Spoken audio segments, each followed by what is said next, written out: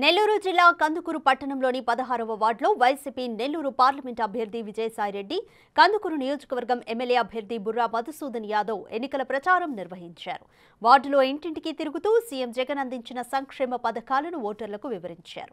సంక్షేమ పథకాలు అమలు కావాలంటే మళ్లీ వైసీపీ ప్రభుత్వాన్ని ఏర్పాటు చేసుకోవాల్సిన అవసరం ఉందన్నారు. ఫ్యాన్ గుర్తుపై ఓటేసి అత్యధిక మెజారిటీతో గెలిపించాలని వారు ప్రజలను కోరారు.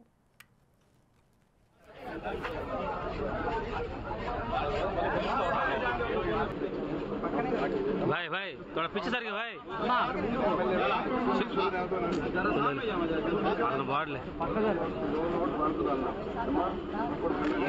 एक एमएलए लगे बता ओके हां दो बटन साइड